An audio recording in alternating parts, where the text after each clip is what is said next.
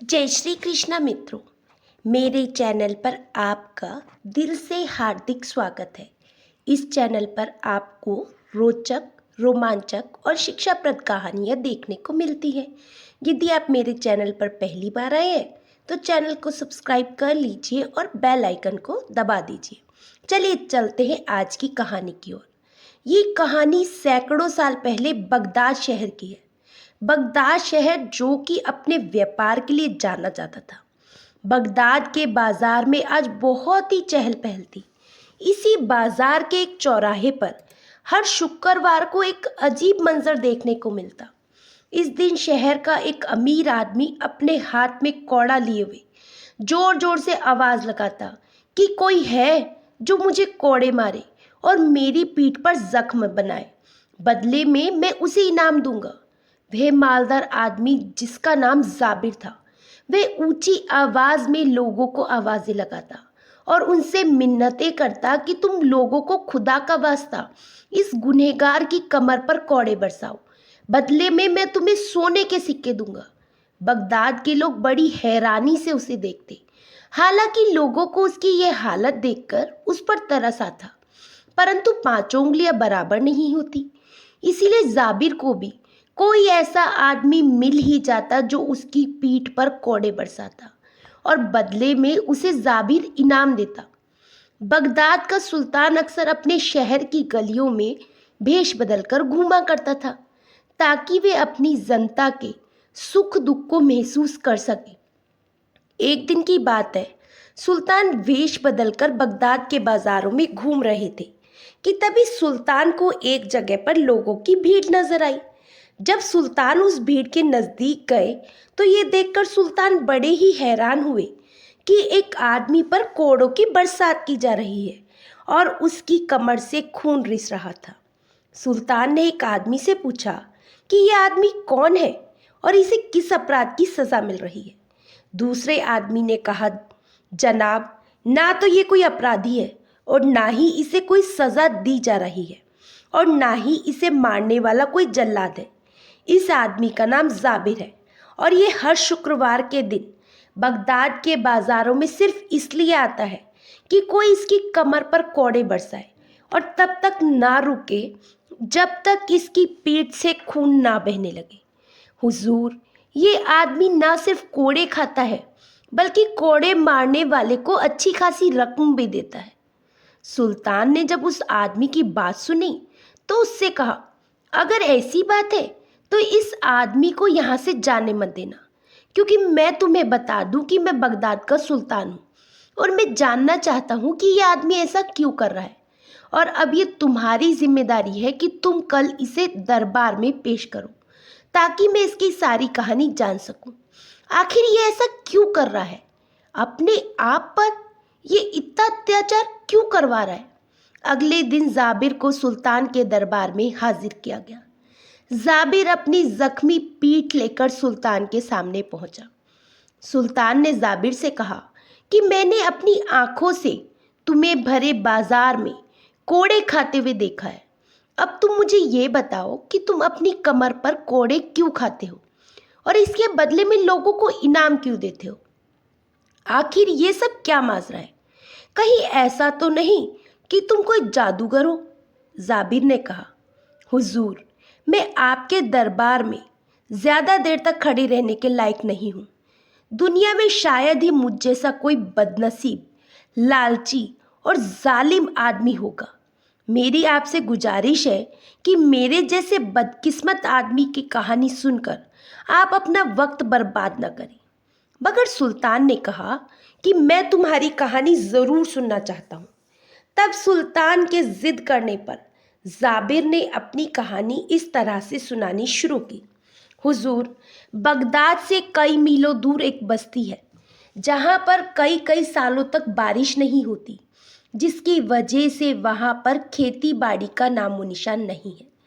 इसी वजह से उन दिनों उस बस्ती पर गरीबी छाई हुई थी।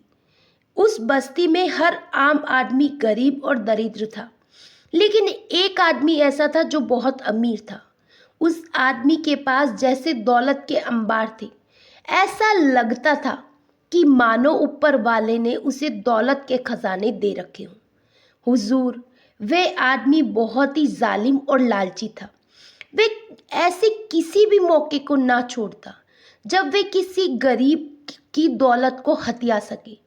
जब भी किसी गरीब पर कोई आफत आती तो जैसे उस आदमी के मन को सुकून मिलता था। सुल्तान को यह सुनकर बड़ी हैरानी हुई और वे पूछने लगा, तुम्हारे कोड़े खाने से उस आदमी का क्या ताल्लुक है? जाबिर बोला, हुजूर, उस आदमी के साथ इस कहानी का बहुत ही गहरा ताल्लुक है, क्योंकि वही आदमी अब आपके सामने खड़ा हुआ है और अपनी कहानी सुना रहा है। मेरी ज़मीन जायदाद में एक बहुत ही कीमती बड़ा पहाड़ था, जिसमें से बहुत ही कीमती पत्थर निकलता था। उस पहाड़ का पत्थर बड़ी बड़ी इमारतें बनाने में काम आता था। बगदाद का शायद ही कोई ऐसा महल होगा जिसमें उस पहाड़ का पत्थर ना लगा हो। यहाँ तक कि आपके इस दरबार को बनाने में भी उसी पहाड़ के पत्थर का इस्तेमाल किया गया है और मैं आज भी उस पहाड़ का मालिक हूँ। मेरी बस्ती के सभी लोग मेरे पास मजदूरी किया करते थे। बस्ती के लोगों को की ये मजबूरी थी कि वे अपने परिवार का पेट पालने के लिए मेरे जैसे जालिम आदमी के यहाँ पर नौकरी करते थे। मैंने मजदूरों को उनकी मजदूरी देते वक्त एक खास तरह की शर्त रखी हुई थी। मजदूरों को उनकी दिन भर की मेहनत का मुआवजा देते हुए उनकी कमर को देखता था और तभी किसी मजदूर को मैं मजदूरी देता था कि उस मजदूर की कमर पत्थर उठाने से जख्मी हो चुकी थी और उसकी पीठ से खून बह रहा हो।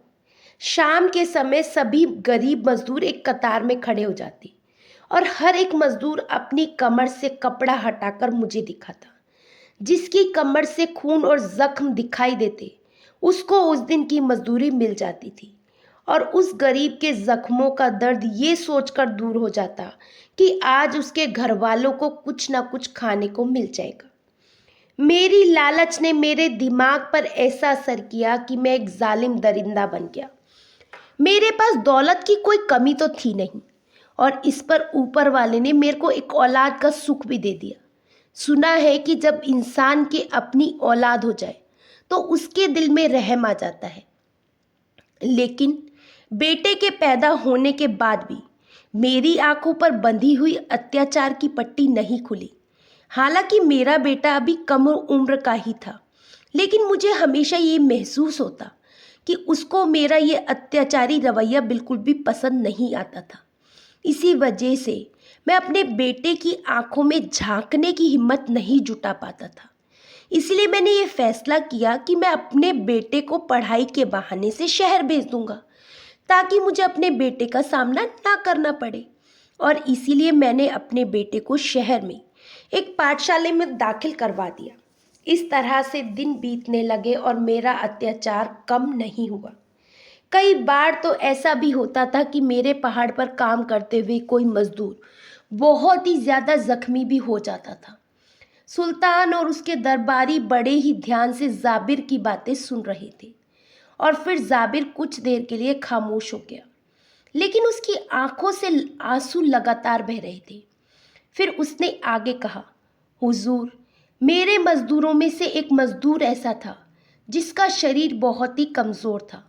उस मजदूर के घर में एक पत्नी और 2 बेटियां थीं, मगर फिर भी सबसे ज़्यादा मेरे अत्याचार का शिकार वे मजदूर ही बनता था। वे हमेशा अपनी कमर पर एक कपड़ा रखकर सारा दिन काम करता और शाम के समय मुझे दिखाता कि सबसे ज़्यादा काम उसी ने किया है, लेकिन मैं तो अपनी शर्त पर अड़ा हुआ था और उसे अपनी कमर दिखाने के लिए कहता, और जब वे मुझे अपने जख्म ना दिखा पाता तो मैं उसे खाली हाथी लौटा देता था। हुजूर, एक बार तो ऐसा हुआ कि उस मजदूर ने 3 दिन तक लगातार काम किया, मगर लगातार 3 दिनों तक इसकी कमर में कोई जख्म नहीं हुआ। मैं तो दिल ही दिल में खुश था कि बिना मजदूरी दिए हुए मेरा काम होता जा रहा है। मैंने लगातार 3 दिन तक उसे कोई पैसे नहीं दिए और खाली हाथी उसे लौटा देता। हर बार वह गरीब मेरे सामने आंसू बहाता और ये गुजारिश करता कि मुझे मजदूरी ना सही, कुछ खाने के लिए ही दे दो ताकि कम से कम मेरे परिवार का पेट तो भर सके। हुजूर, मुझे पक्का यकीन है कि अगर वे आदमी किसी पत्थर से भी ऐसी गुजारिश करता तो पत्थर भी पानी पानी हो जाता, मगर मुझ जैसे जालिम आदमी पर इसका कोई असर नहीं हुआ। उसके परिवार में उसकी पत्नी और बच्चे 3 दिन से भूखे थे। वे गरीब मजदूर जब अपने घर जाता तो उसकी पत्नी उससे पूछती कि कुछ खाने के लिए लाए या नहीं, और वह बस यही जवाब देता कि आज भी मैं मालिक की शर्त पूरी नहीं कर सका। हुजूर, चौथे दिन की शाम को जब वे आदमी मेरे पास अपनी मजदूरी लेने के लिए आया तो मुझे ये देखकर बड़ा ही गुस्सा आया कि आज उसकी कमर जख्मी थी। मैं तो ये मानकर बैठा था कि आज भी उसे मजदूरी नहीं देनी पड़ेगी, लेकिन फिर मैंने गुस्से भरी निगाहों से देखते हुए उसे उसकी मजदूरी दे दी। उसने कांपते हाथों से अपने पैसे लिए और घर को रवाना हो गया। लेकिन 3 दिन से भूखे रहने की वजह से वे इतना कमज़ोर हो चुका था कि वे अपने घर तक नहीं पहुंच सका और रास्ते में ही उसने दम तोड़ दिया। अगले दिन सुबह सुबह जब मेरे दरवाजे पर दस्तक हुई तो मैंने देखा कि एक औरत मेरे घर के सामने खड़ी थी। उसके गाल पिचके हुए और होठ सूखे हुए थे। बस यूं समझ लीजिए कि उसके चेहरे से रौनक ऐसे गायब थी जैसे तालाब से पानी। उसके साथ उसकी 2 बेटियां खड़ी थी जिनकी आंखों में एक अनजाना सा डर नजर आ रहा था। दरअसल ये उसी गरीब मजदूर की विधवा थी जिस पर मैंने जुल्म के पहाड़ तोड़ दिए थे। उस विधवा औरत ने हाथ उठाकर बद्दुआ देते हुए मुझे कहा कि तुमने ही मेरे पति की जान ली है, अब मैं तुम्हारी शिकायत करूंगी। इतना कहकर वह औरत वहां से चली गई। उस दिन से जैसे मेरे मन में अशांति से फैल गई। मेरे दिमाग में बस एक ही बात घूमने लगी कि अब ये औरत सीधा जाकर कोतवाल से मेरी शिकायत करेगी और फिर मुझे काजी की अदालत में जाना पड़ेगा। कहीं इसने मेरी शिकायत सचमुच कोतवाल से कर दी तो फिर मुझे वही सज़ा देगा जो एक कातिल को दी जाती है। कुछ ही दिनों के बाद एक बार फिर से मेरे दरवाजे पर दस्तक हुई। अब तो मैं अंदर से डरा हुआ था। मैं दरवाजे पर खुद नहीं गया बल्कि अपने नौकर को भेजा। नौकर वापस आया तो उसने बताया कि दरवाजे पर एक संदेशवाहक आया था और उस संदेशवाहक के हाथ में एक चिट्ठी थी। मैंने समझा कि ज़रूर उस औरत ने मेरी शिकायत काजी से कर दी होगी और ये संदेशवाहक काजी ने ही भेजा है, और उसके हाथ में जो चिट्ठी है वो इस बात का फरमान है कि मुझे काजी की अदालत में हाजिर होना पड़ेगा। घबराते हुए मैंने अपने नौकर से कहा कि तुम जाकर उस संदेशवाहक से कह दो कि मैं घर पर नहीं हूँ। इस तरह से वे संदेशवाहक वापस लौट गया और अब तो डर के मारे मेरा बुरा हाल होने लगा। मेरे दिन का चैन और रातों की नींद उड़ चुकी थी। अगर थोड़ी देर के लिए मेरी आंख लग भी जाती तो उस मजदूर की विधवा औरत मेरे सपने में आ जाती और कहती कि मैंने तुम्हारी शिकायत कर दी है, अब तुम सज़ा पाने के लिए तैयार हो जाओ। और उसके बाद उस औरत की आंखों से आंसू बहने लग जाते और मेरी आंख खुल जाती। दूसरी तरफ वे संदेशवाहक रोजाना मेरे दरवाजे पर आता और मैं हर बार उसे वापस भेजता रहा, क्योंकि मैं काजी की अदालत में पेश नहीं होना चाहता था और बस यही सोचता था कि शायद इस तरह से टालमटोल करने से मेरा काम चल जाएगा। कहा जाता है ऊपर वाले की लाठी में आवाज़ नहीं होती। ऊपर वाले ने मुझे जो भी छूट दे रखी थी उसकी मोहलत लगता है अब खत्म हो चुकी थी, और उस दिन मुझ पर दुखों का ऐसा पहाड़ टूटा कि जिसे बर्दाश्त करने की मेरी हिम्मत नहीं थी। मेरे किए हुए अत्याचारों का आज मुझे बदला मिलने वाला था। हुजूर, उस दिन एक बार फिर से मेरे दरवाजे पर दस्तक हुई और मैं फिर से यही समझा कि काजी का संदेशवाहक आया होगा, मगर मेरे नौकर ने मुझे बताया कि एक आदमी आया है जो अपने साथ एक घोड़ा गाड़ी लाया है। मैंने झट से दरवाज़ा खोला तो देखा कि एक आदमी दरवाजे पर खड़ा था और एक घोड़ा गाड़ी भी अपने साथ लाया है। उस घोड़ा गाड़ी में कफन में लिपटी हुई किसी की लाश थी जिसमें से अभी भी खून रिस रहा था। मैंने कपड़ा हटाकर देखा तो मेरे पैरों के तले से ज़मीन खिसक गई। जनाब वो लाश किसी और की नहीं बल्कि मेरे अपने बेटे की थी। बेटे की लाश अपने सामने देखकर मैं होशो हवास खो बैठा। मैं अपने बेटे की लाश से लिपटकर जी भरकर रोया। जब मैंने होश संभाल लिए तो मैंने उस घोड़ा गाड़ी को लाने वाले आदमी से पूछा कि मेरे बेटे की ऐसी हालत कैसे हो गई। वो आदमी कहने लगा कि मुझे इस बारे में कुछ भी नहीं पता, उसका काम तो सिर्फ लाश को मेरे घर तक पहुंचाना था। मैंने समझा कि उस औरत ने अपना बदला लेने के लिए मेरे बेटे का कत्ल कर दिया होगा, मगर फिर मुझे ख्याल आया कि वे औरत तो खुद ही बड़ी लाचार थी। वे भला किसी को क्या मार सकती थी। वह तो ज़्यादा से ज़्यादा सिर्फ कोतवाल और काजी से मेरी शिकायत ही कर सकती थी। और फिर बड़े ही दुखी मन से मैंने अपने जिगर के टुकड़े को अपने हाथों से दफन किया। खुदा किसी को ऐसा वक्त न दिखाए कि एक बाप को अपने बेटे की लाश दफनानी पड़े।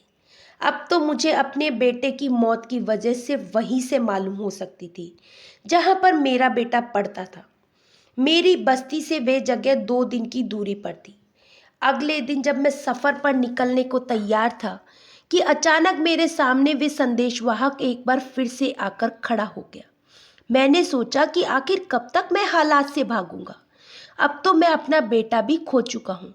लिहाजा मैंने संदेशवाहक से कहा, लाओ वो चिट्ठी मुझे दे दो। उसने हाथ बढ़ाया और वो चिट्ठी मुझे दे दी। अपनी दास्तान सुनाते सुनाते जाबिर एक बार फिर से खामोश हो गया और हिचकियाँ लेकर रोने लगा। सुल्तान ने उसका कंधा थपथपाया तो बड़ी ही मुश्किल से जाबिर ने अपनी हिचकियों पर काबू पाया और एक बार फिर से वे अपनी दास्तान सुनाने लगा और बोला, हुजूर, मैं अभी तक यही समझ रहा था कि उस औरत ने काजी से मेरी शिकायत की होगी और ये खत काजी की अदालत से आया है और मेरे लिए बुलावे का पैगाम है। मगर जब मैंने वो खत पढ़ना शुरू किया तो जैसे मुझ पर बिजलियां गिर गई। उस खत में लिखा था, अब्बा जान, मैं पिछले कुछ दिनों से बहुत ही बीमार हूँ। मुझे एक अजीब सी बीमारी ने आ घेरा है। सुबह के वक्त मेरी पीठ पर खून से भरे हुए फोले निकल पड़ते हैं और शाम को उनके फटने पर कमर से खून रिसता है। अब्बा जान, मैं बहुत तकलीफ़ में हूँ और आपके पास आकर मैं इस बीमारी का इलाज करवाना चाहता हूँ, या फिर आप ऐसा करें कि पहली ही फुर्सत में मेरे पास आ जाए। मैं उम्मीद करता हूँ कि आपको ये खत जल्दी से जल्दी मिल जाएगा और मेरा ये इंतज़ार ख़त्म हो जाएगा। इसके बाद जाबिर ने एक ठंडी सांस ली और बोला, हुजूर, अब आपको ये मालूम हो गया होगा कि दरअसल वे खत मेरे अपने बेटे ने भेजा था। वो संदेशवाहक मेरे बेटे का संदेश लेकर 10 दिनों तक मेरे दरवाजे पर आता रहा और मैं बस यही समझता रहा कि उस औरत ने काजी से मेरी शिकायत की है। मगर अब मुझे यकीन हो चुका था कि वे उस विधवा औरत ने काजी से नहीं बल्कि खुदा से मेरी शिकायत की थी, जो सबसे बड़ा इंसाफ करने वाला है। मैं शहर के काजी से तो भाग सकता हूँ, मगर उस ऊपर वाले की पकड़ से मैं कैसे भागता। अब मुझे अपने गुनाह एक एक करके याद आने लगे कि कैसे मैं एक एक मजदूर की जख्मी पीठ देखकर उन्हें मजदूरी दिया करता था और उस गरीब परिवार की बद्दुआओं की वजह से मुझे मेरे बेटे का भेजा हुआ खत मैं समय पर पढ़ ना सका। हुजूर, मेरे किए हुए कर्मों की सज़ा मेरे बेटे को मिली। जिस तरह से मैं अपने गरीब मजदूरों की पीठ जख्मी देखकर खुश हुआ करता था, उसी की सज़ा मेरे बेटे को मिली और उसे ये अजीबो गरीब बीमारी लग गई थी, जिसकी वजह से उसकी मौत हो गई। हुजूर, वे दिन था और आज का दिन है। मैं बगदाद की गलियों में इसी तरह से घूमता फिरता हूँ। मैं लालच के गड्ढे में गिरा हुआ एक ऐसा दरिंदा बन चुका था जिसे दूसरों की जख्मी पीठ देखकर बड़ा ही आराम मिलता था। गरीब और मजदूरों की पीठ से निकलते हुए खून को देखकर खुश होने वाले मेरे जैसे आदमी की आज ये हालत है कि जब तक मैं अपनी कमर से खून निकलता हुआ ना देख लूँ, मुझे चैन नसीब नहीं होता। हुजूर, अब मेरी दास्तान यहीं पर ख़त्म होती है।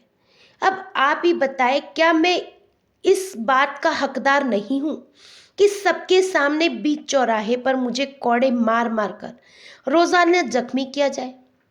जाबिर की दास्तान पूरी होने पर दरबार में सन्नाटा छाया हुआ था। किसी का चेहरा आंसुओं से तर था तो किसी का गुस्से से लाल। और फिर सुल्तान ने जाबिर की तरफ देखते हुए कहा, जाबिर, तुम्हारी ये कहानी बहुत ही हैरान करने वाली है। तुमने आज तक जो भी जुल्म किए उसकी सज़ा तो तुम्हें मिल चुकी है, और अब ये मामला खुदा और तुम्हारे बीच का है। तुम अपने ऊपर अत्याचार करके एक गुनाह कर रहे हो, क्योंकि ऊपर वाला ये कभी भी नहीं चाहता कि इंसान अपने आप पर कोई अत्याचार करे। अब मेरी राय में तुम्हें एक काम करना चाहिए। वह दौलत जिसके लालच में तुमने ये सब अत्याचार किए, उसी दौलत को तुम गरीबों की भलाई पर खर्च करो। ऐसा करने से तुम्हारे मन को सुकून और शांति मिलेगी। और मेरा मानना है कि ऊपर वाला बहुत ही रहम दिल है और पश्चाताप करने वालों को वह माफ़ कर देता है। तो दोस्तों, आशा करती हूँ आपको ये कहानी अच्छी लगी होगी। कहानी अच्छी लगी हो तो चैनल को सब्सक्राइब कर लीजिए। चलिए चलते हैं दूसरी कहानी की ओर। बहुत समय पहले की बात है, किसी गांव में एक किसान रहा करता था। उसके 2 पुत्र थे, सोमदत्त और विष्णुदत्त। खेतीबाड़ी करते हुए उनके दिन बड़े ही सुखपूर्वक बीत रहे थे। एक दिन किसान बहुत ही सख्त बीमार पड़ गया और उसने अपने दोनों बेटे को अपने पास बुलाया और कहा, मेरे बच्चों, अब शायद मेरा अंतिम समय आ गया है। मैं चाहता हूँ कि मेरे बाद तुम दोनों भाई मिलजुल कर रहो और सुख चैन से अपनी जिंदगी बसर करो। किसी बुरे वक्त के लिए मैंने कुछ अशर्फियाँ इकट्ठी की थी, जिन्हें मैंने घर के पिछवाड़े आम के वृक्ष के नीचे गाड़ रखा है। अब वे तुम्हारे काम आएंगी। लेकिन मेरे बच्चों, मुझसे वादा करो कि उन अशर्फियों को तुम तभी निकालोगे जब तुम्हें उनकी सख्त ज़रूरत पड़े। तो दोनों बेटे वादा करते हैं, बापू, हम वादा करते हैं। बापू चैन से मर सकता था। इसके साथ ही बुढ़े ने प्राण त्याग दिए। बूढ़े किसान का अंतिम संस्कार कर दिया गया, लेकिन बड़े भाई विष्णुदत्त को अपने पिता के मरने का जरा भी दुख नहीं था। उसकी आंखों के सामने तो सिर्फ अशर्फिया ही घूम रही थी। उसी रात को विष्णुदत्त को नींद नहीं आ रही थी। वह करवटें बदल रहा था। आधी रात के बाद भोर होने से पहले वह उठकर बैठ गया और सोचने लगा, सोमदत्त के उठने से पहले ही मुझे अपना काम पूरा कर लेना चाहिए, वरना फिर ऐसा मौका नहीं मिलेगा। यह निश्चय करके उसने कुदाल उठाई और घर के पिछवाड़े उस पेड़ के नीचे जा पहुंचा, जहां पर उसने अशर्फिया गाड़ी हुई थी। कुछ ही क्षणों में उसने जमीन को खोदकर अशर्फिया बाहर निकाल ली। अशर्फियों को देखकर उसकी बाहें खिल गई। वह सोचने लगा, इतनी सारी अशर्फिया, अब शायद जीवन में मुझे किसी चीज की कोई कमी नहीं होगी। उसने तुरंत अशर्फिया का घड़ा उठाया और एक दूसरे पेड़ के नीचे जाकर उसको गाड़ कर छिपा दिया और फिर आराम से घर में पहुंचकर अपने स्थान पर वापस लेट गया। जब सुबह हुई तो छोटा भाई सोमदत्त अपने बड़े भाई विष्णुदत्त को जोर जोर से उठा रहा था। बड़े भैया जल्दी उठो, गजब हो गया। भैया, पिछवाड़े आम के वृक्ष के नीचे की जमीन खुदी पड़ी है और वहां से अशर्फिया गायब है। कोई चोर हमारी सारी अशर्फिया लेकर निकाल कर ले गया है। तो बड़ा भाई कहने लगा, क्या बकता है, चल मैं देखता हूँ। जब दोनों भाई उस जगह पर पहुंचे तो जमीन खुदी पड़ी थी। छोटे भाई सोमदत्त ने कहा, अब क्या करें भैया, मेरे विचार में हमें पहले कोतवाली में जाकर सूचना देनी चाहिए। तो विष्णुदत्त बोला, ठहरो सोमदत्त, कोतवाली जाने की कोई ज़रूरत नहीं। तो छोटा भाई सोमदत्त बोला, क्यों भैया? तो विष्णुदत्त बोला, क्योंकि मैं अच्छी तरह से जानता हूँ कि चोर कौन है, जिसने ये दबी हुई अशर्फिया निकाली है। तो सोमदत्त बोला, क्या आप जानते हैं वे कौन है? विष्णुदत्त बड़े विश्वास के साथ बोला, हाँ मैं जानता हूँ, और वो चोर तुम हो। तो सोमदत्त कहने लगा, भैया ये आप क्या कह रहे हैं, मैं और चोर? मैंने कोई चोरी नहीं की। तो विष्णुदत्त कहने लगा, तुम्हारे सिवा इन अशर्फियों के बारे में कोई नहीं जानता था, इसलिए ये बात साफ है कि तुम अकेले ही सारी अशर्फियाँ हड़पना चाहते हो। सोमदत्त कहने लगा, ऐसा मत कहो भैया, मैं सच कहता हूँ, अशर्फिया मैंने नहीं चुराई। मैं कुछ नहीं सुनना चाहता। या तो अशर्फिया लौटा दो, नहीं तो इस घर के दरवाजे अपने लिए हमेशा के लिए बंद समझो। सोमदत्त कहने लगा, ठीक है, यदि आपको मेरी बात पर विश्वास नहीं है तो मैं घर ही क्या, ये गांव छोड़कर ही चला जाऊंगा। सोमदत्त दुखी मन से तुरंत वहां से चल पड़ा। वे सोचने लगा, सच्चाई जाने बिना ही बड़े भाई ने मेरे साथ ऐसा सलूक क्यों किया। अब बदनाम होकर रहने से अच्छा मैं गांव छोड़कर ही चला जाऊं। जबकि विष्णुदत्त मन ही मन में सोच रहा था कि वाह, कितनी आसानी से ये कांटा निकल गया, अब सारी अशर्फिया सिर्फ मेरी है। इधर सोमदत्त दुखी मन लेकर वहां से चलता ही जा रहा था। उसके मन में कई तरह के विचार उत्पन्न हो रहे थे। एक विचार ये भी आया कि कहीं भैया ने ये सारा धन हथियाने के लिए कोई चाल तो नहीं चली। वह अपने विचारों में मग्न लगातार चलता ही जा रहा था कि तभी वह एक बड़ी सी चट्टान के ऊपर जा पहुंचा। अब रात हो चुकी थी और चारों तरफ अंधेरा छाने लगा था। उलझन में पड़ा सोमदत्त ये सब बातें सोच ही रहा था कि तभी उसके कानों में कुछ आवाज आई, ये 2000 तुम्हारी और ये 2000 मेरी। वह सोचने लगा, ये आवाजें कैसी हैं। सच्चाई जानने के लिए सोमदत्त नीचे की तरफ झांका तो देखा कि दो आदमी वहां पर बैठे थे और धन का बंटवारा कर रहे थे। सोमदत्त को ये सोचते हुए देर ना लगी कि ये दोनों चोर हैं और चोरी का माल आपस में बांट रहे हैं। तभी अचानक सोमदत्त का पैर फिसल गया और वे सीधा उन चोरों के बीच में जा गिरा। अंधेरा होने के कारण चोर डर गए और चिल्लाने लगे, भागो भागो मेरे भाई, यहाँ से लगता है ये राजा का कोई गुप्तचर है या उनका कोई सिपाही, भागो। हाँ भाई, तुम ठीक कहते हो, चलो भागो यहाँ से। चोर अपना चोरी का माल छोड़कर डर के मारे वहां से भाग गए। जब सोमदत्त की नज़र उन अशर्फियों पर पड़ी तो वे मन ही मन बहुत प्रसन्न हुआ। लेकिन तभी उसके मन में एक दूसरा विचार आया, ये स्वर्ण मुद्राएं चोरी की स्वर्ण मुद्रा है, इन्हें साथ में ले जाना ठीक नहीं होगा। इन्हें यहीं पर गाड़ देता हूँ, ज़रूरत पड़ने पर इन्हें निकाल लूँगा। ये सोचकर सोमदत्त ने वे स्वर्ण मुद्राएं वहीं पर एक पेड़ के नीचे गाड़ दी। रात वहीं बिताकर वे सुबह होते ही अपने रास्ते पर चल पड़ा। दोपहर होते होते वे एक जंगल से गुजरा कि तभी कुछ लुटेरों ने उसे घेर लिया और लुटेरों का सरदार बोला, खबरदार, जो कुछ भी तुम्हारे पास है निकाल दो, वरना जान से मार दिए जाओगे। तो सोमदत्त बोला, मैं तो खुद मुसीबत का मारा आदमी हूँ, मेरे पास धन भला कहाँ से आएगा। सरदार बोला, झूठ बोलते हो, ये इसकी तलाशी लो।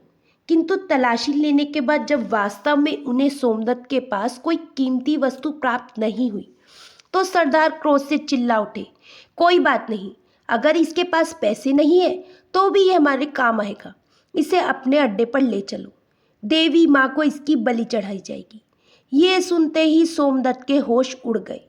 डाकू सोमदत्त को उठाकर अपने अड्डे पर ले गए, परंतु उनके अड्डे तक पहुंचते पहुंचते सोमदत्त को एक उपाय सूझ गया। अड्डे पर पहुंचने के बाद उसने डाकुओं के सरदार से कहा, अगर तुम मुझे अपने दल में शामिल कर लेने का वचन दो तो मैं तुम्हें 4000 स्वर्ण मुद्राओं का पता बता सकता हूँ। सरदार ने कहा, क्या कहा, 4000 स्वर्ण मुद्राएं, तुम सच कहते हो? तो सोमदत्त ने कहा, हाँ मैं सच कह रहा हूँ। सरदार ने कहा, हमें शर्त मंजूर है, जल्दी से उन स्वर्ण मुद्राओं को पता बताओ। देखो भाई, अभी तो रात होने वाली है, इस समय वहां पर जाना ठीक नहीं है, कल सुबह होते ही मैं खुद तुम्हें वहां पर लेकर चलूंगा। सरदार ने कहा, ठीक है, लेकिन खबरदार, हमारे साथ कोई चालाकी करने की कोशिश ना करना, वरना अंजाम बहुत ही बुरा होगा। सोमदत्त बोला, निश्चिंत रहो सरदार, मैं तुमसे कोई धोखा नहीं करने वाला हूँ।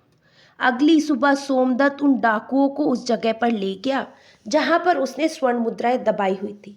सरदार के आदेश पर तुरंत उसके आदमियों ने उस जगह को खोदा और शीघ्र ही स्वर्ण मुद्राएं उनके सामने थी। स्वर्ण मुद्राओं को देखकर वे सभी बहुत ही खुश हो गए। स्वर्ण मुद्राओं को एक थैली में भरकर वे अपने अड्डे की ओर चल पड़े। परंतु सोमदत्त के दिमाग में कुछ और ही योजना चल रही थी। वह सोच रहा था स्वर्ण मुद्राएं एक प्रकार से तो मेरे काम ही आई हैं, लेकिन मैं ज़रूर इनके लिए जल्द ही मौत का कारण बन जाऊंगा। इस घटना के बाद सोमदत्त लुटेरों के ग्रह में शामिल हो गया। वह उनके साथ रहने लगा और वह लुटेरों के सरदार का सबसे विश्वसनीय आदमी बन चुका था। कुछ दिनों बाद सोमदत्त ने सरदार से कहा, सरदार, मैं एक सप्ताह के लिए अपने गांव जाना चाहता हूँ। वहाँ पर मेरी बूढ़ी माँ है, उससे एक बार मिलना चाहता हूँ। सरदार, जो सोमदत्त की योजना से बिल्कुल ही अनजान था और उसे अपना सबसे खास आदमी मानता था, इसीलिए सरदार ने सोमदत्त को एक सप्ताह के लिए घर जाने की आज्ञा दे दी। सोमदत्त अपने घर जाने के लिए रवाना तो हुआ, परंतु वहां जाने के बजाय वे राजा के महल की तरफ चला गया। उधर राजमहल में महाराज पहले से ही उस डाकू के आतंक से बहुत ही परेशान थे। वो अपने महामंत्री से कह रहे थे, महामंत्री जी, आखिर ये डाकू कब पकड़ा जाएगा? पूरा देश उससे आतंकित हो रहा है। महामंत्री ने कहा, मैं अपनी ओर से पूरी कोशिश कर रहा हूँ महाराज। वह दुष्ट जल्द से जल्द कारागार में नजर आएगा। उसी समय वहां पर एक पहरेदार आया और बोला, महाराज की जय हो। महाराज, एक व्यक्ति डाकू जगीरा के संबंध में आपसे तुरंत मिलना चाहता है। राजा ने कहा, अच्छा, उसे तुरंत यहाँ पर ले आओ। कुछ देर बाद वह पहरेदार सोमदत्त को अपने साथ लेकर आया। सोमदत्त बोला, महाराज, आपको मेरा प्रणाम। मुझे सोमदत्त कहते हैं। महाराज ने कहा, कहो नौजवान, तुम जगीरा के बारे में क्या जानते हो? तब सोमदत्त कहने लगा, क्षमा करें महाराज, इस बारे में मैं आपसे एकांत में बात करना चाहता हूँ। महामंत्री जी को गुस्सा आ गया। महामंत्री जी ने कहा, अरे दुष्ट, यहाँ पर राज्य के सभी सम्मानित और विश्वासपात्र व्यक्ति मौजूद हैं। जो कहना चाहते हो सबके सामने कहो। राजा ने कहा, ठहरो महामंत्री जी, यदि ये हमसे एकांत में बात करना चाहता है तो हम इससे एकांत में ही बात करेंगे। आप सब लोग जाइए। तब सोमदत्त ने अकेले में राजा को पूरा किस्सा कह सुनाया और आगे बोला, महाराज, इस तरह से अब मैं डाकू का एक विश्वास पात्र बन चुका हूँ और मैंने उसे अपने जाल में फंसा लिया है। बस उसे और उसके साथियों को पकड़ने के लिए मुझे अब आपके सहयोग की आवश्यकता है। राजा ने कहा, बहुत खूब नौजवान, तुम्हारी चतुराई और साहस से मैं बहुत प्रसन्न हूँ। उन भयानक डाकुओं को पकड़ने के लिए जो भी सहयोग चाहिए मैं करने को तैयार हूँ। कहो क्या करना होगा। तब सोमदत्त ने कहा, महाराज, परसों रात के समय आप अपने कम से कम 500 सिपाहियों को मेरे साथ भेजें और मैं उन सभी को उन डाकुओं के अड्डे पर ले जाऊंगा, जहां पर वे सैनिक डाकुओं पर आक्रमण कर देंगे और उस ग्रोह को गिरफ्तार कर लिया जाएगा। महाराज ने कहा, बिल्कुल ठीक बेटा, तुम्हारी सलाह बिल्कुल उचित है। तो ये तय रहा कि हम परसों रात को अपने सैनिकों को साथ तुम्हारे साथ भेजेंगे। तब तक तुम यहीं राजमहल में रहो और हमारे शाही मेहमान बनकर रहो। उसके बाद सोमदत्त अपनी योजना के अनुसार रात के समय सैनिकों को लेकर डाकुओं के अड्डे पर पहुंच गया। सैनिकों की टुकड़ी ने डाकुओं पर आक्रमण कर दिया। कुछ ही देर में सैनिकों ने सभी डाकुओं को गिरफ्तार कर लिया। कुछ डाकू मारे भी गए। उन सभी को महाराज के सामने प्रस्तुत किया गया। वहां पर सोमदत्त को देखकर डाकुओं का सरदार मन ही मन में सोचने लगा, उफ, इतना बड़ा धोखा हो गया। इस शैतान के बच्चे सोमदत्त ने हमें कहीं का नहीं छोड़ा। अगले दिन दरबार में सभी दरबारियों और मंत्रियों से विचार विमर्श करने के बाद राजा जय सिंह ने उन सभी डाकुओं को एक ही सजा सुनाई। इन सभी खूनी दरिंदों को हम सजाए मौत देते हैं। सैनिकों, इन्हें ले जाओ और अगली अमावस्या के दिन इन सभी को फांसी पर लटका देना। इसके बाद राजा जय सिंह ने सोमदत्त से कहा, सोमदत्त, तुम्हारी बहादुरी और वीरता से हम बहुत ही प्रसन्न हैं। आज से हम तुम्हें अपना सेनापति नियुक्त करते हैं। सोमदत्त ने कहा, धन्यवाद महाराज, जो आपने मुझे देश की सेवा करने के लायक समझा। दूसरी तरफ बड़ा भाई विष्णुदत्त अपने बाप की मेहनत की कमाई को बुरे कामों में बर्बाद कर रहा था। उसे जुआ खेलने की बुरी लत लग चुकी थी। वे शराब और जुए में अपना सारा पैसा बर्बाद कर चुका था। हालात यहाँ तक आ चुके थे कि उसके पास खाने के लिए अन्न तक नहीं था। पूरे गांव में वे इतना बदनाम हो चुका था कि उसे गांव में कोई नौकरी भी नहीं मिल रही थी। इसीलिए उसने निश्चय किया कि इस गांव में भूखा मरने से अच्छा है मैं किसी दूसरे नगर में जाकर कोई काम धंधा ढूंढ लूं। इस तरह से चलता चलता वह उसी नगर में आ पहुंचा जहां उसका छोटा भाई सोमदत्त सेनापति था। उस नगर में वे एक सेठ की दुकान में गया। सेठ जी, कोई काम मिलेगा? तब सेठ बोला, अरे भाई, तुम तो चेहरे से ही चोर उचक्के लगते हो, भला तुम्हें कोई क्या काम देगा? मुझे माफ़ करो भाई और यहाँ से जाओ।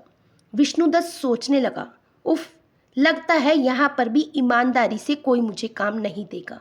अब तो पेट भरने के लिए मुझे चोर उचक्का बनना पड़ेगा। तभी उसकी नज़र सेठ के समीप ही रखी हुई एक थैली पर पड़ी। अवश्य ही वे स्वर्ण मुद्राओं की थैली थी। झपट कर वे थैली उठा ली और तुरंत वहां से भाग गया। सेठ को उसे पकड़ने का मौका ही नहीं मिला। वह तो सिर्फ चोर चोर चिल्लाता ही रह गया। बाजार के कुछ लोग उसके पीछे पीछे भागे। वे लोग विष्णुदत्त को नहीं ढूंढ पाए और मायूस होकर वापस लौट गए। इधर सेनापति बन चुका सोमदत्त अपना काम पूरी ही ईमानदारी से कर रहा था। एक दिन महाराज ने सोमदत्त को बुलाया और कहा, सोमदत्त, तुम एक बहादुर, नेक, बुद्धिमान और दयालु आदमी हो। मैं चाहता हूँ कि मेरी बेटी निशा के साथ तुम्हारा विवाह कर दिया जाए। कहो, तुम क्या जवाब देते हो? सोमदत्त ने कहा, महाराज, अगर आपकी यही इच्छा है तो मैं इनकार नहीं कर सकता। मुझे ये विवाह स्वीकार है। कुछ ही दिनों में एक शुभ मुहूर्त देखकर दोनों का विवाह संपन्न कर दिया गया। विवाह को कुछ ही दिन बीते थे कि महाराज ने सोमदत्त से कहा, बेटे सोमदत्त, अब हम बूढ़े हो चुके हैं, इसलिए चाहते हैं कि राज्य की बागडोर अब तुम संभाल लो। अगले ही दिन सोमदत्त का राज तिलक कर दिया गया। महाराज जयसिंह अब तीर्थ यात्रा को निकल चुके थे। कुछ ही महीनों के पश्चात सर्वप्रथम जो समस्या सोमदत्त के सामने आई वे थी विष्णु चोर की, जो उसी का सगा भाई विष्णुदत्त था और अब तक एक नामी और कुख्यात चोर बन चुका था। सैनिकों के काफ़ी कोशिश करने के बावजूद भी वह लोग विष्णु चोर को पकड़ने में सफल ना हो सके। चोर उसी जंगल में एक पेड़ के खोकर में छिपकर रहा करता था। एक रात वे सोच रहा था क्यों ना कोई ऐसी तरकीब लड़ाई जाए जिससे बार बार चोरी करने की ज़रूरत ही ना पड़े। एक बार राज खजाने पर हाथ साफ कर लूँ तो फिर कभी मुझे भूखे मरने की नौबत नहीं आएगी, ना ही चोरी करने की ज़रूरत पड़ेगी। तब बाकी की ज़िंदगी किसी दूसरे देश में जाकर आराम से गुजार सकता हूँ। और अगली रात वे राज खजाने की चोरी करने के उद्देश्य से महल में पहुँच गया। हाथों में रस्सी लिए हुए वे दीवार पर चढ़ने की सोच रहा था। उधर संयोग की बात है कि उसी रात विष्णु चोर के बारे में सोचते हुए राजा सोमदत्त को नींद नहीं आ रही थी। वह उस समय महल की छत पर चहलकदमी कर रहे थे। जैसे ही विष्णुदत्त रस्सी के सहारे छत पर चढ़ा, वहां पर मौजूद राजा सोमदत्त ने उसे देख लिया। राजा सोमदत्त ने अपनी तलवार निकाली और साथ ही अपने सिपाहियों को आवाज़ लगाई। कुछ ही पलों में सैनिक वहां पर पहुंच गए। सैनिकों, गिरफ्तार कर लो इसे। विष्णुदत्त ने वहां से भागने की पूरी कोशिश की लेकिन सफल न हो पाए। सैनिकों ने उसे दबोच लिया और राजा के सामने पेश किया। राजा उसे देखकर चौंक गए। आप, भैया आप, लेकिन एक नामी चोर, मैं तो ये सपने में भी नहीं सोच सकता था। राजा ने आदेश दिया, ले जाओ इसे और बंदीगृह में डाल दो। कल सुबह ही दरबार में हम इसकी सुनवाई करेंगे। विष्णुदत्त को कारागार में डाल दिया गया। वे मन ही मन अपने किए पर पछता रहा था और सोच रहा था, ओह, मेरी बुरी नीयत ने आज मुझे पतन की गहराइयों में धकेल दिया। जबकि सोमदत्त, जिसे मैंने बेईमान बना दिया, अपमानित करके घर से निकाल दिया, अपनी ईमानदारी और नेकी की वजह से एक राजा बन गया, और मैं, जिसके पास सब कुछ था, एक चोर के रूप में उसी के बंदीगृह में पड़ा हुआ हूँ। इधर सोमदत्त की आंखों में भी नींद का नामो निशान नहीं था। वह सोच रहा था, कल का दिन मेरी जिंदगी का सबसे कठिन दिन होगा। मुझे एक भयानक अग्नि परीक्षा से गुजरना होगा। क्या इस परीक्षा में मैं सफल हो पाऊंगा? उसे कुछ समझ नहीं आ रहा था। वह सोच रहा था, काश महाराज ने मुझे ये राजपाट ना सौंपा होता। अगले दिन दरबार में चोर विष्णुदत्त को पेश किया गया। महाराज ने कहा, विष्णुदत्त, तुम्हारे ऊपर लगाए गए चोरी के सभी इल्ज़ाम प्रमाणित हो चुके हैं। क्या आपको अपनी सफाई में कुछ कहना है? तब विष्णुदत्त बोला, महाराज, मैं इतना ही कहना चाहता हूँ कि मुझ जैसे शैतान को आप ऐसी कठोर सज़ा दें कि भविष्य में चाहकर भी कोई चोरी ना कर सके। राजा ने कहा, ठीक है, हम तुम्हें ऐसी ही सज़ा देंगे। राजा ने सैनिकों से कहा, सैनिकों, ले जाओ इस चोर को और इसका एक हाथ और एक पैर काट दिया जाए। उसके बाद इस देश को सीमा से बाहर धकेल दिया जाए। सोमदत्त का इंसाफ देखकर प्रजा और सारे दरबारीगण उसकी जय जयकार करने लगे। राजा के आदेश का पालन किया गया। चोर विष्णुदत्त का एक हाथ और एक पैर काटकर उसे देश की सीमा से बाहर धकेल दिया गया। जब वे देश छोड़कर जा रहा था तभी उसके सामने राजा सोमदत्त आ गए। महाराज, काश आपने मेरा एक हाथ और एक पैर काटने के बजाय मुझे मौत की सज़ा दी होती। ऐसा करके तो आप मुझे तड़प तड़प कर मरने के लिए इस दुनिया में छोड़ रहे हैं। उस समय मैं एक राजा के रूप में था भैया, परंतु अब आपके सामने राजा सोमदत्त नहीं बल्कि आपका छोटा भाई सोमदत्त खड़ा है। एक राजा के तौर पर मैंने एक चोर को उचित सज़ा देकर अपने कर्तव्य और धर्म का पालन किया। अब एक भाई अपने भाई के पास अपने धर्म और कर्तव्य का पालन करने के लिए आया है। विष्णुदत्त ने कहा, मैं कुछ समझा नहीं सोम। तब सोम बोलता है, भैया, एक हाथ और एक पैर कटने के बाद आप कोई काम नहीं कर पाएंगे, इसीलिए मैं आपके लिए कुछ धन लाया हूँ। इसमें 5 सहस्त्र स्वर्ण मुद्राएं हैं जो मेरी अपनी मेहनत की कमाई हुई है। मुझे विश्वास है कि इतने धन से आप किसी दूसरे देश में आराम से जिंदगी बसर कर लेंगे। आप इनकार मत करिएगा। विष्णुदत्त सोमदत्त से कहने लगा, तुम वास्तव में कितने महान हो सोम। ईश्वर हमेशा तुम्हें प्रसन्न रखे। फिर आपस में गले लगकर दोनों ने ही बड़े ही दुखी मन से एक दूसरे से विदा ली। अलविदा भैया, अलविदा। मेरे भाई, ईश्वर से प्रार्थना है कि हर जन्म में तुम जैसा भाई मिले। दोनों भाई अपनी अपनी राह पर वापस चले गए। उस दिन के बाद से विष्णुदत्त को उस देश में किसी ने नहीं देखा और राजा सोमदत्त अपनी प्रजा का पालन करते हुए एक सुखमय जीवन बिताने लगे। आशा करती हूँ दोस्तों आपको ये कहानी अच्छी लगी होगी। कहानी अच्छी लगी हो तो चैनल को सब्सक्राइब कर लीजिए, बेल आइकन को दबा दीजिए जिससे मेरी आने वाली वीडियो की नोटिफिकेशन आप तक पहुँच जाए। फिर मिलेंगे दोस्तों एक नई कहानी और एक नए विचार के साथ। तब तक हंसते रहिए, मुस्कुराते रहिए, स्वास्थ्य का ध्यान रखिएगा। जय श्री कृष्णा।